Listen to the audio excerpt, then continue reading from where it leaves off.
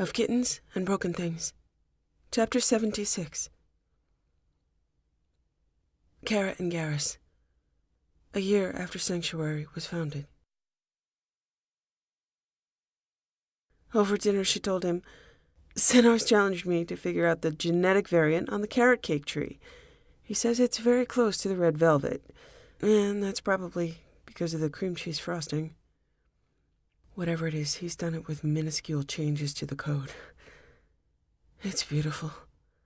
If I figure it out, I might be able to score some baklava topiary near the house, and that would be wonderful. He knows he has me fascinated, and I'm sure he's amused by the fact that if I figure it out, I literally get a cookie." Then you figure out how to cure a disease or make a crop more resistant. Yeah, that part's good too. There was a knock on the door, and when she answered it, there was Tali, Senar, and Sooth. She looked like Sooth. Garrus' mouth went dry and she stared. Garrus came to stand behind her, his hands steadying her on her shoulders. Come on in. Right, please, come on in. Tali and Senar looked serious, not joyous. And there was no recognition in Sooth that Kara could see. None of the delicate body posture or hesitant shyness of plating. Ushered into the living room, everyone sat, and Kara remained dry-mouthed, Garrus holding her hand. Senar told them. After the relay opened to the location of the construction of the crucible, Talizora and I began searching. We were able to establish contact with Consensus Geth. All Geth platforms that had been affected by Reaper Code are being converted back to the Consensus. We were able to locate Sooth's platform. Her power source had been drained, her connection port destroyed. She was still at the insertion point, the node she had chosen. She still had the N7 armor on her shoulder. Still had the hole. I had backups, as much as Sooth could store, but I did not have access to Geth storage methods, and the restoration is incomplete. There is a lot she can't access. She has reclaimed and reviewed a great deal of what I had, but she does not remember much of her time on the Normandy, and may not be able to recover it. EDI has given us her surveillance. Sooth has reviewed it.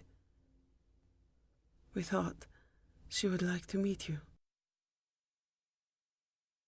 What should I call you? We have had it restored that we chose the name Sooth. Do you want to keep that? When I knew you, you called me Shepard Commander. But I don't go by that name any longer. Now I'm Kara Fanning. Creator Talizora did tell us that. We are integrating much of what was lost. She deleted all information referring to you because she did not wish to be a source of information for Reaper forces. Kara started to cry. Well, that's old news anyway. You saved us all, Sooth. What I want to ask now is, who do you want to be today? We do not know. Will you stay and find out? I miss you. Your family, if you want to be. We do not know what we want to be. This is a great place to figure that out. It is possible her memories are encrypted and only inaccessible for now. It doesn't matter. We'll make new ones. Tomorrow we're taking a walk. The Verse are digging up the Lenzer tarts. Kara grinned at him. So we're going to plant more and hope they nest close. Maybe we can make a few elusive friends. we know nothing about verse. We don't either. That's the fun part. Sooth, what you've lost, all that matters to me is that you have something to gain, and that I might be there for it. You'll always have a home here. Tally and Sonar can help us put in a Geth recharge and uplink station. Whatever you need. And there it was. At least something familiar. The eloquent and awkward grace that shouldn't fit into that shape as Sooth turned her head and asked Tally, "Would you stay with us?" "Yes, I have a room here. Would you like to stay with me? We can fit in the station easily." "Yes."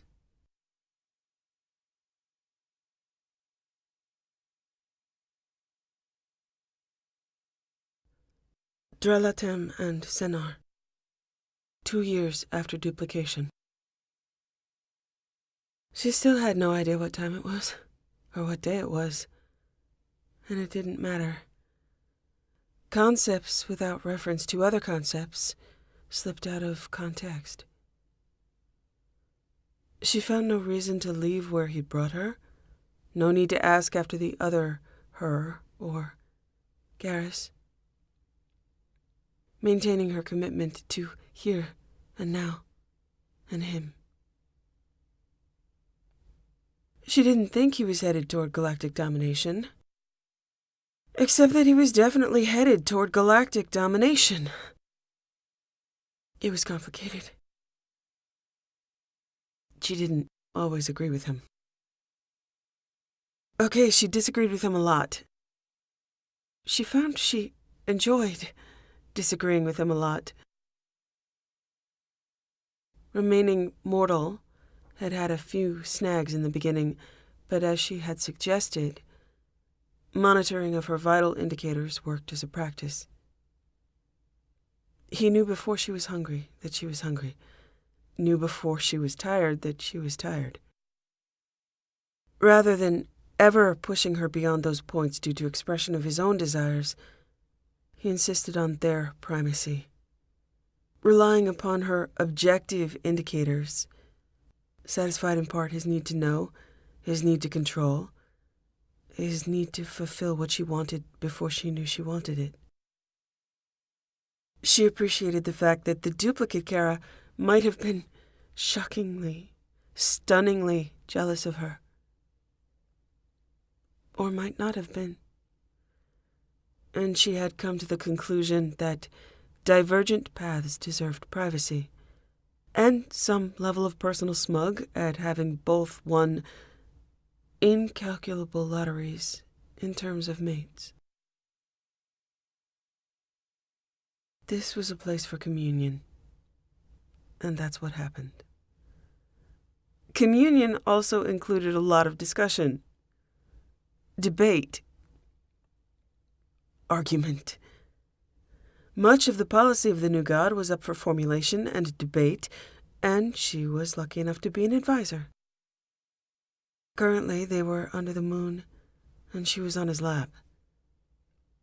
He could experience constant communion with her, but her capacity was not the same. He was concerned about altering her in any significant way to make her more like him, and she was concerned for the same thing. So there they agreed. She was altered, in ways he suggested to ensure she was not prone to disease, pain, or dysfunction. She was immortal, in the sense that every moment of her existence was archived and backed up, and if she suddenly, spontaneously combusted, she'd be back in 2 weeks, in the same spot. And they could carry on as they had been. There was a lot of carrying on. Full communion did what had happened on the beach at the 6-hour kiss. It was wonderful. She achieved nirvana, but formed no memories of it in relationship to time. It cleared her mind, set her tone of light and hope, allowed her a tabula rasa sense of being derailed from any negative potential, swept clear of residual thought, able to begin again each day mindfully. Brainwashing in a procedural sense. Communion allowed for clearer channels of thought, and she embraced that as a positive change, not a forced change, which concerned him and her. He remained at all times in full communion, able to grant it to her in different versions and flavors, and they were all good things. He was able to share his thoughts, generated sensations, feelings, just not at God's speed or intensity.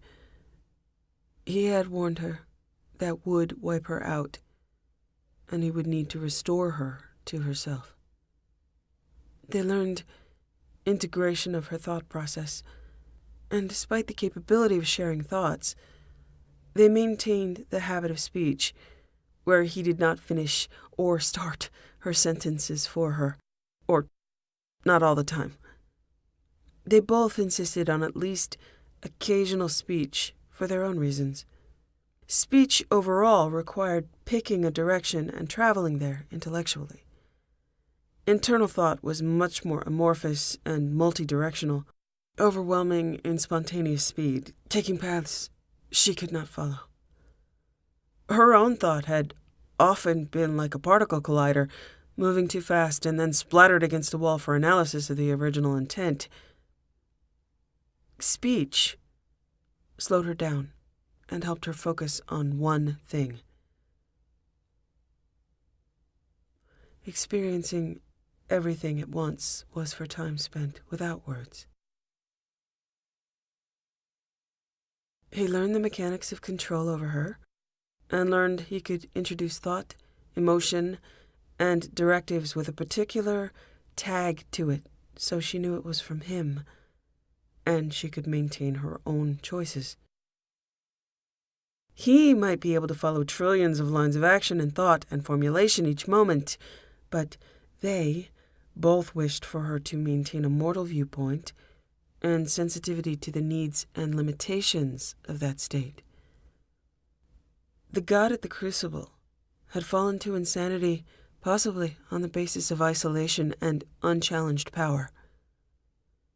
They did not want isolation or insanity, so, having read a lot of myths, she was aware that two gods engaged in power struggle could also become insane and isolated, fighting each other as any mortal being that could use their help suffered.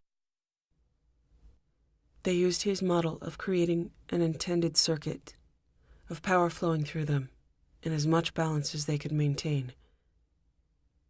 It prevented deadlock, which could be one of the greater threats to her ever getting anything done.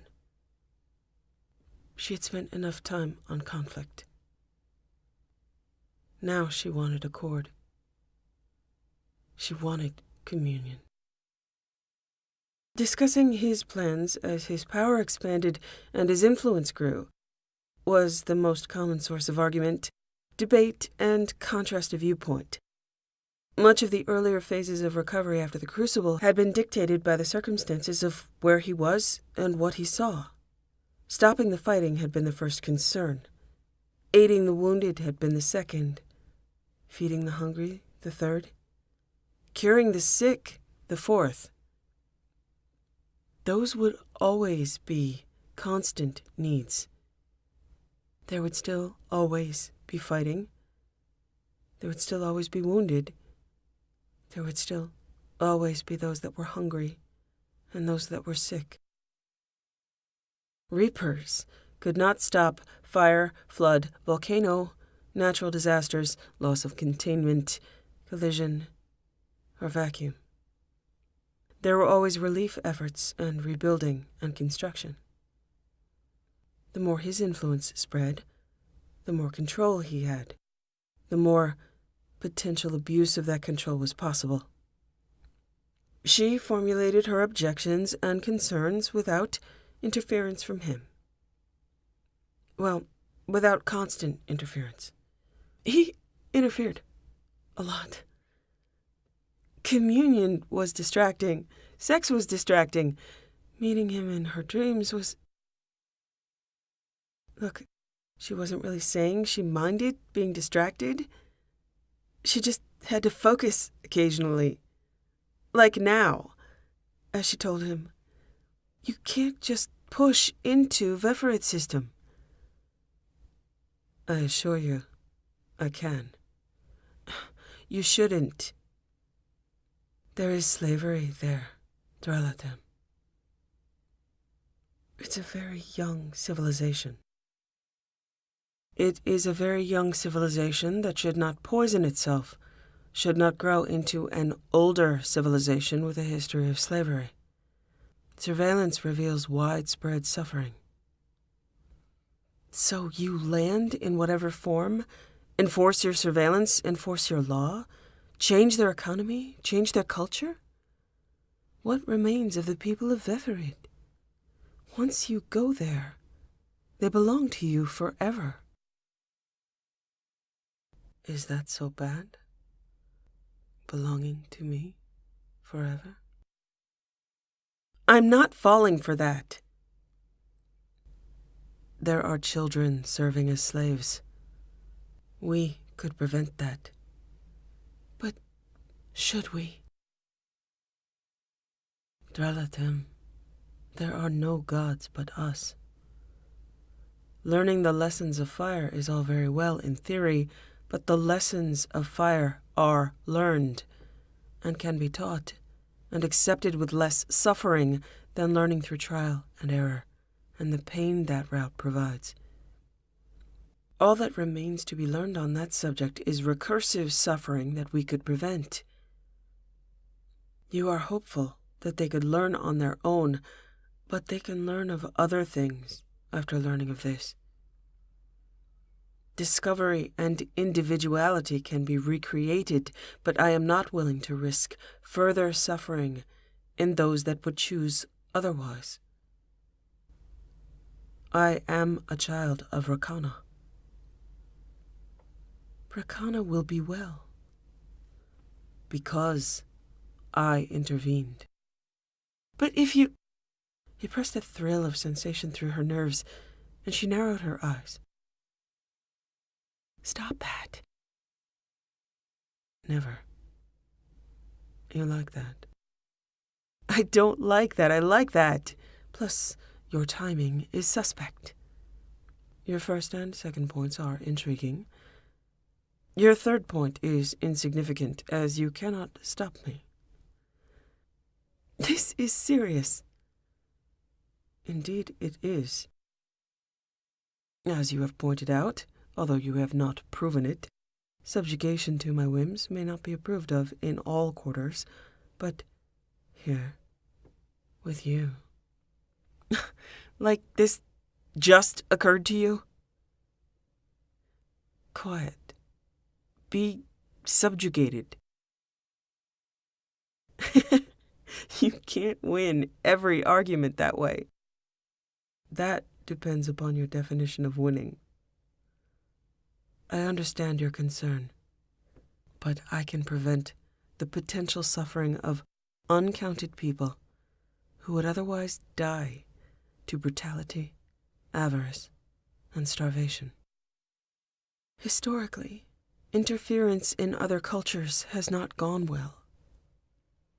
Historically, Dralatem, had cultures not interfered with each other, the word diversity would not exist. Historically, had the Hanar not interfered, I would not be here. Had they not then abused the power they gained by interfering, I would not have become the man I was. Historically, Dralatem, the Hanar, when they interfered, were also mortal, and could only mitigate so much. Then they fell to causing suffering themselves to suit their own needs.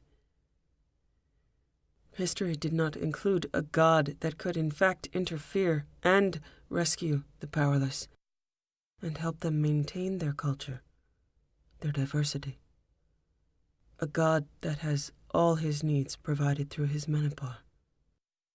It seems you are asking me to define slavery, misery, and death I could prevent as an inevitable part of every culture.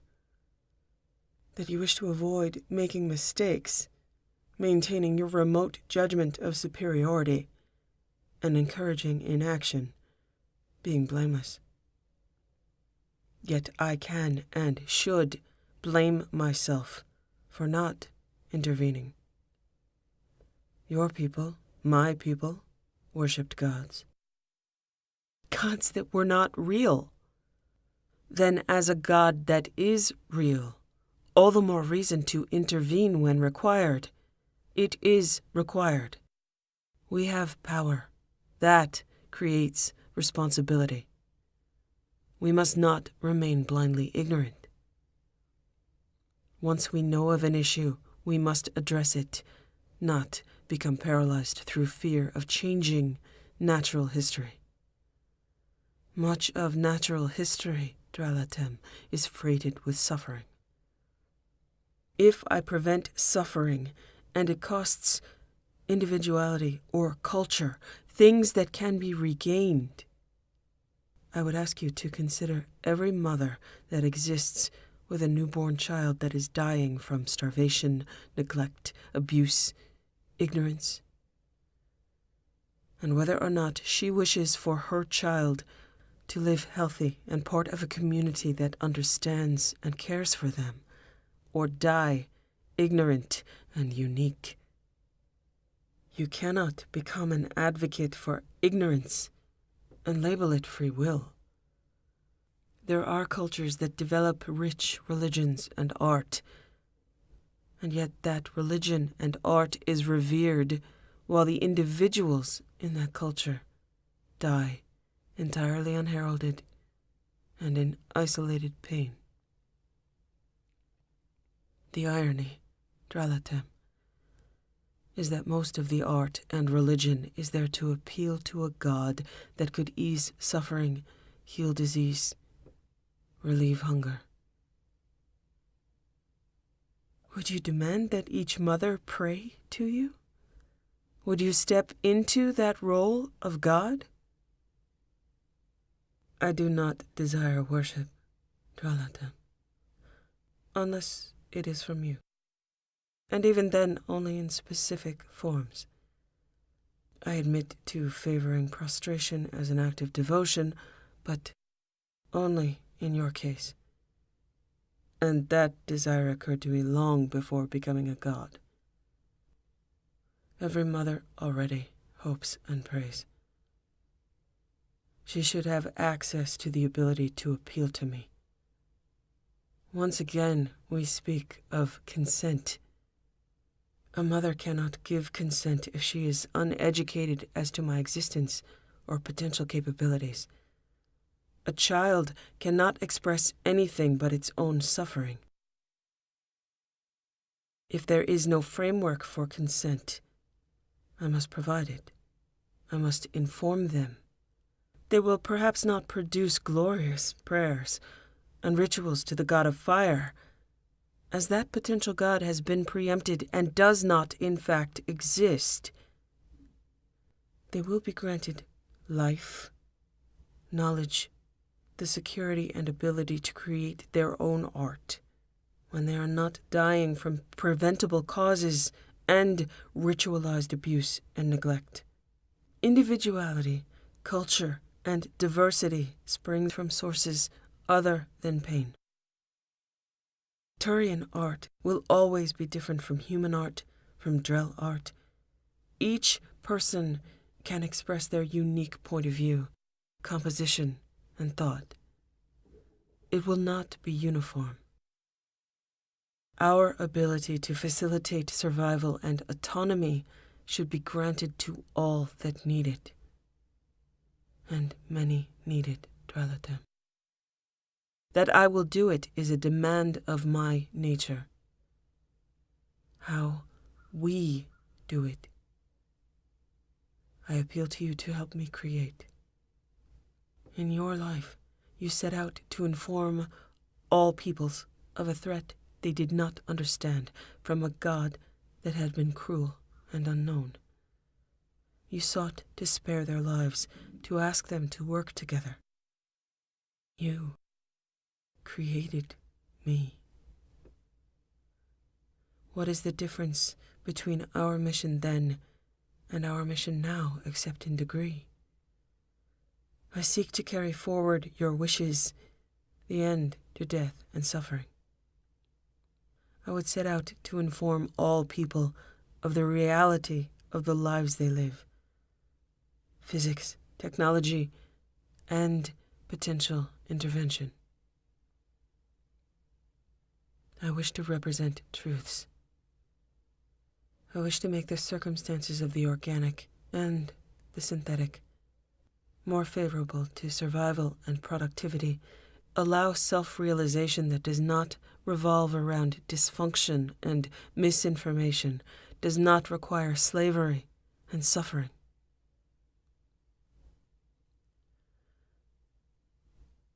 And what if they pray to you? Create new rituals to honor you. I cannot stop them from doing it if they choose, but I will not require it or encourage it. If you'd saved my parents' life from the slavers, if you'd been saved from the Hanar, we would never have met.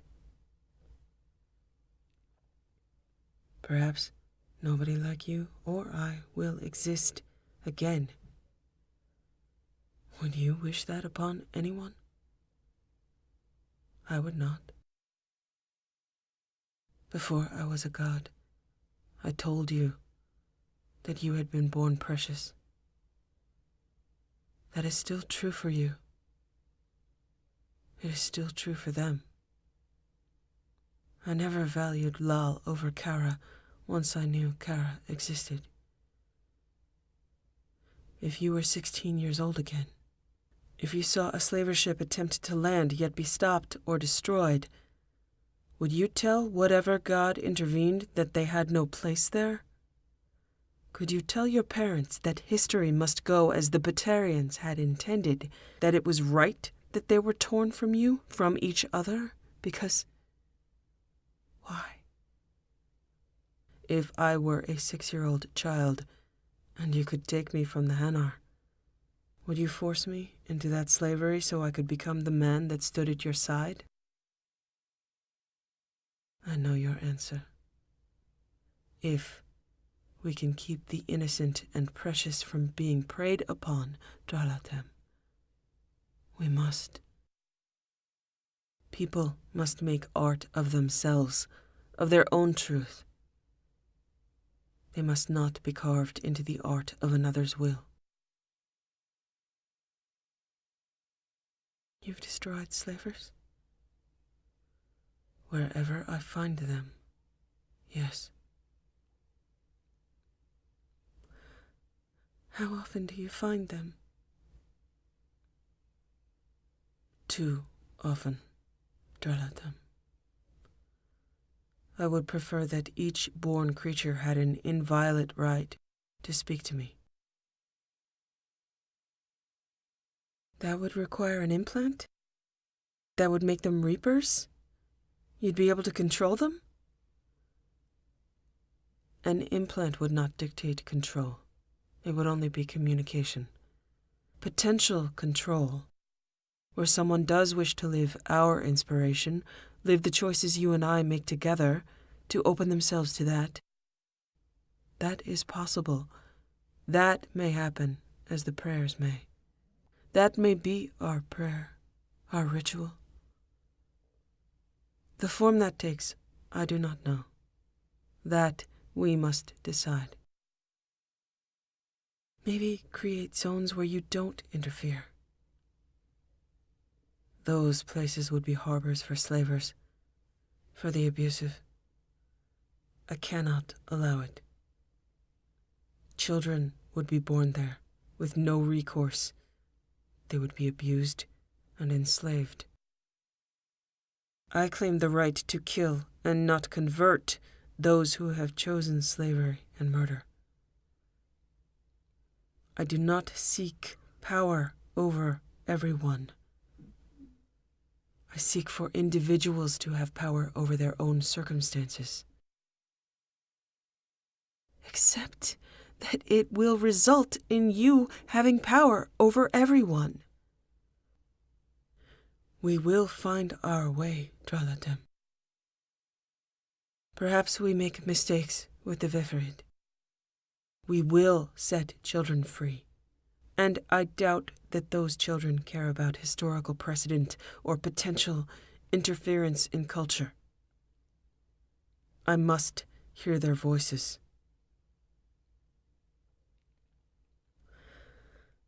She imagined the astronomical amount of pure suffering he was fighting to manage. Reminded of Protheans. Reminded of the anger of those eradicated. And she didn't have an answer. She asked him,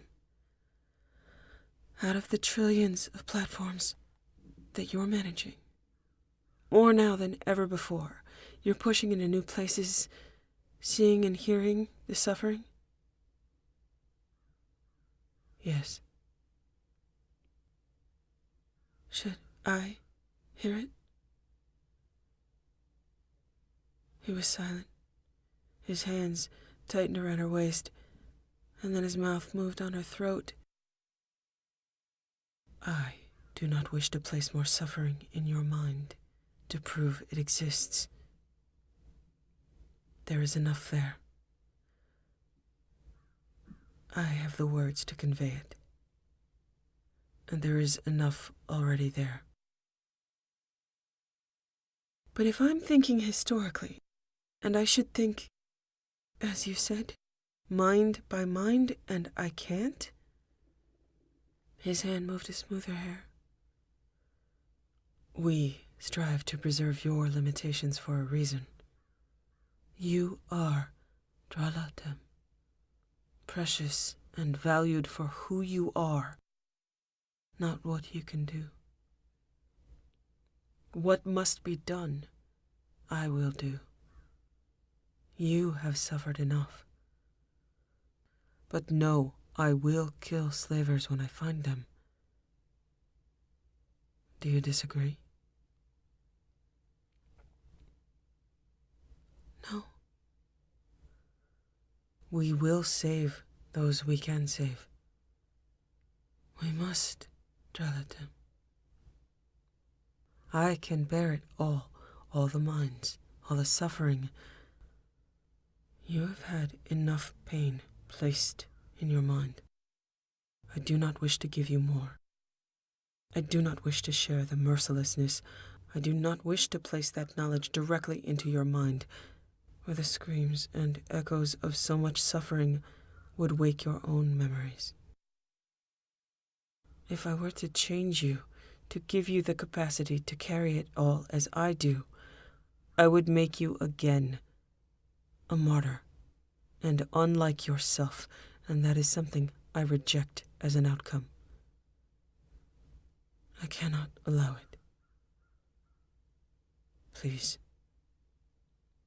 if you must, imagine a young girl with intelligence, promise, and love, a bright light of her people.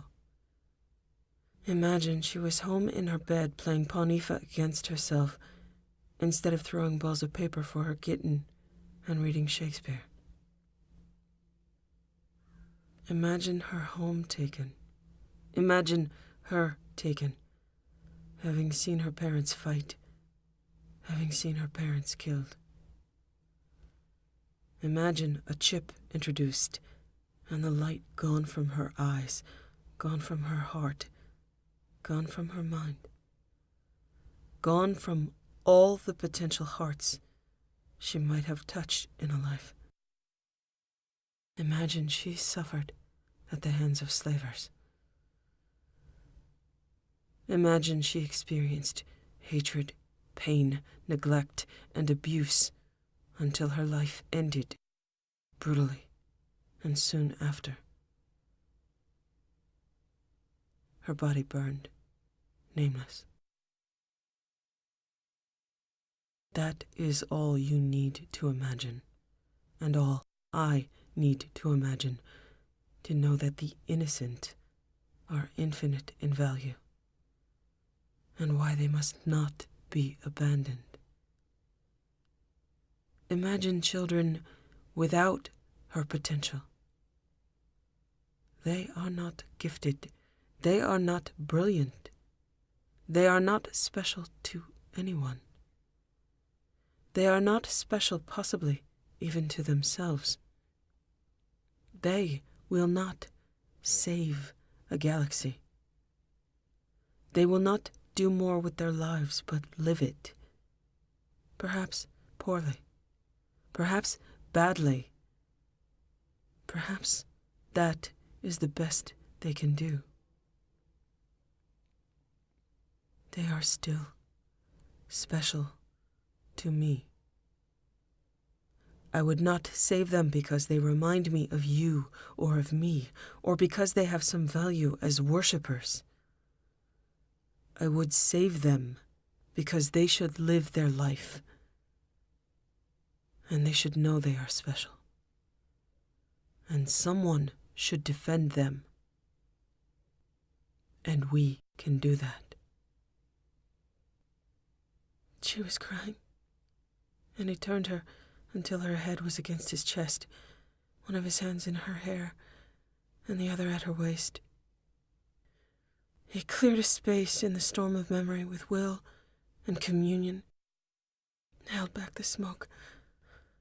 He would not make her forget, but he would be with her in the light and watch over her, guard her. She experienced his intent of protective solace, and her gratitude built a passion, her arms around him, and her lips on his. The thought in her mind that she was thinking of herself when she should be thinking of galactic issues. Charlatan, these thoughts will be there when you wake. You have no time. You need to be somewhere.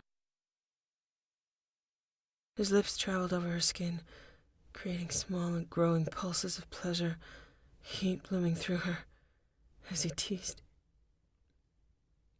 If you keep me occupied, I am not interfering in civilizations.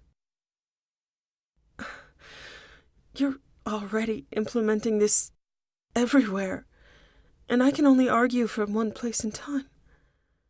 And by your argument, if I delay you, uncounted people will die, experience pain and suffering. We will implement. We will help them, now and later. We must continue to be unwise, Charlatan. How else could we proceed? He was right and wrong. She was terrified and reassured, helpless and all-powerful. And all of that was swept away by his definition of winning, her definition of losing, their definition of winning and losing simultaneously. She thought that this God thing was hard. And then she thought that was a terrible pun. And then she didn't think at all. She heard his laughter and felt it against her lips. Communion rose like a flood until he was all through her.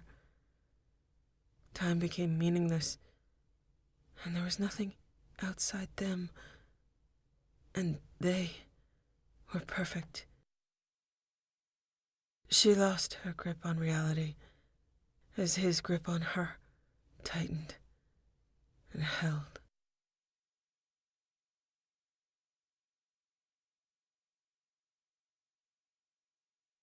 Russ and Arim, 5 years after duplication. Russ woke up to the proximity alarm. EDI was letting him know they were about to enter the system, and it was time to get up. The commander's cabin was situationally trashed, as it always was in the morning or whenever they had time in bed. The replicators were unable to make blankets that stood up to talon slashes and still acted like blankets.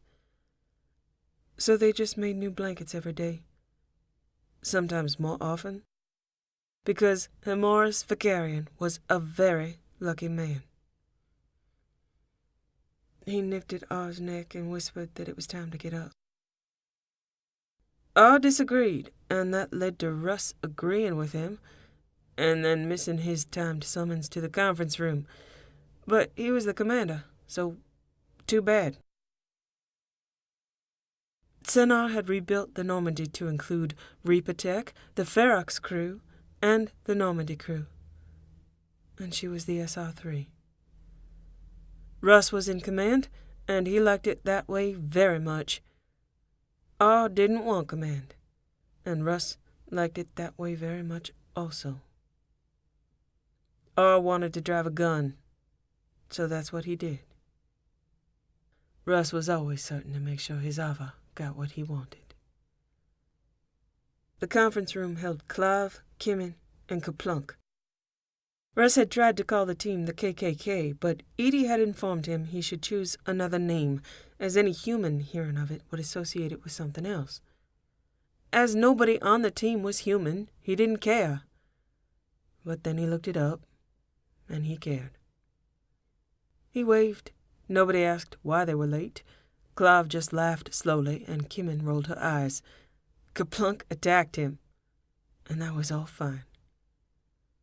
To brief the team, he said, Senar says there are slavers out here, and since they're being driven to more difficult places to reach, now there are slavers on an active fault line, so we need to determine who are the good guys and save them, who are the bad guys and kill them.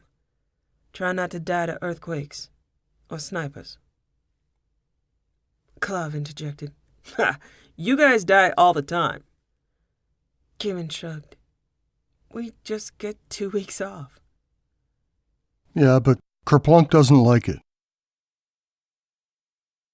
That's a good enough reason to stay alive for me.